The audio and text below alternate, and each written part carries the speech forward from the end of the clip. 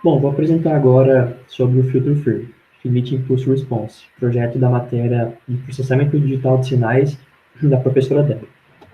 Basicamente, nós temos uma introdução sobre o projeto, o que foi utilizado para conseguir fazer.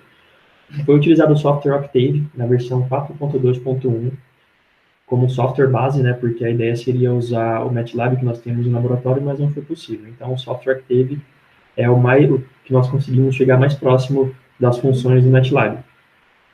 Foi necessário pesquisas para encontrar soluções e adaptações sistêmicas, programação utilizando conceitos de laboratório e pesquisas à parte, importação de funções para reprodução de faixa de áudio e para poder salvá-las no software. Por que disso?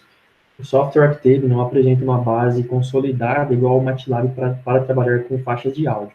Então foi necessário fazer a importação de duas funções para conseguir fazer esse tipo de trabalho, né? O áudio gravado por um microfone interno do próprio notebook, que é esse que eu estou utilizando agora, a conversão do formato de áudio original, MP3 para o formato WAV, porque esse é o formato que o Octave consegue trabalhar, né? O áudio característico de 1141 KB com duração de 4,88 segundos. E a frequência de corte em aproximadamente 2 kHz, para o nosso filtro FIR seguir. Então aqui nós temos a programação geral, que deu várias linhas de código. Ao lado direito nós temos as duas funções que eu tinha comentado anteriormente, a função allload.m e a allsave.m.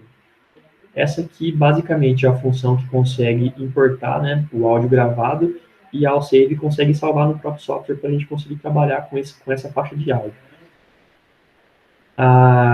O meio de fazer a busca dela é da mesma maneira que nós utilizamos o INPSEC e o STEPSEC em laboratório.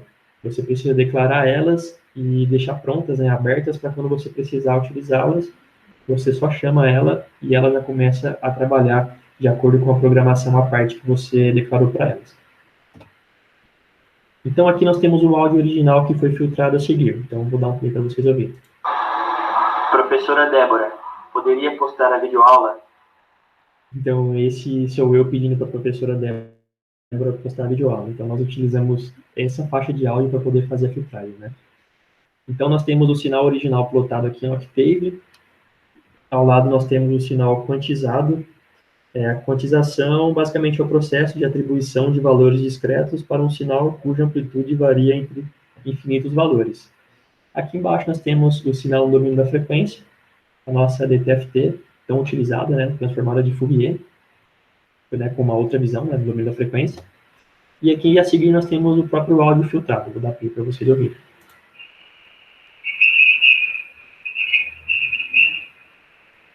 Então sou eu também pedindo para a professora Débora postar a videoaula, só que com áudio filtrado. Ele não fica tão audível assim, mas o filtro FIR já está agindo.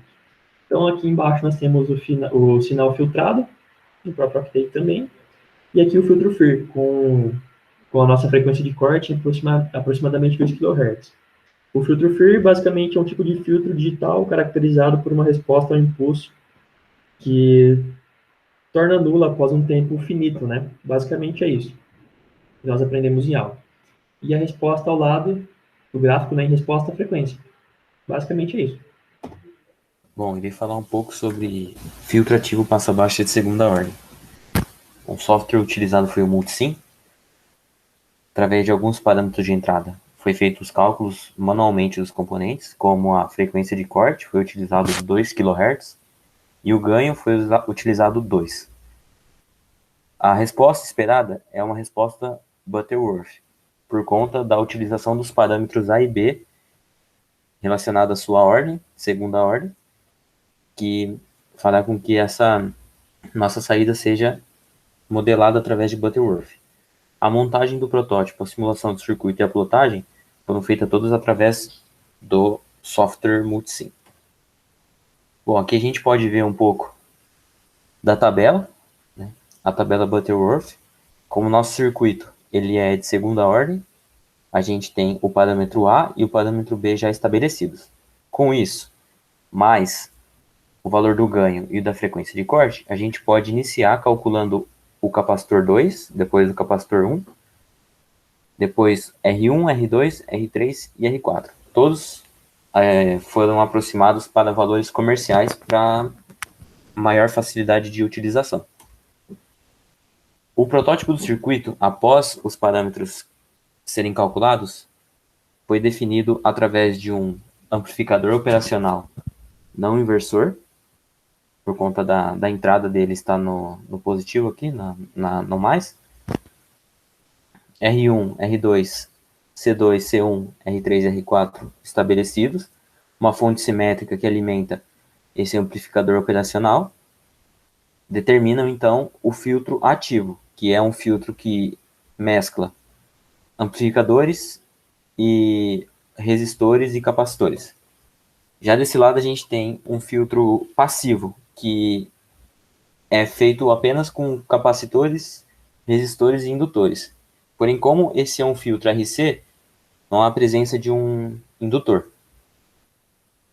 Bom, após feito isso, a gente plota a resposta em frequência. Nesse gráfico a gente consegue ver do filtro ativo. Essa curva representa a fase, né, que fica bem evidente a frequência de corte, a banda de passagem, a banda de transição, e a magnitude ela vem em uma frequência de corte que é setada em 2K, que a função do filtro é setar todas as frequências menores do que 2K, as maiores ela atenua essa frequência. O filtro passivo, para fazer uma comparação com o ativo, ele também tem uma resposta esperada, padrão Butterworth, porém, a sua magnitude ela tem uma diferença com um filtro ativo. Isso se dá por conta do amplificador operacional.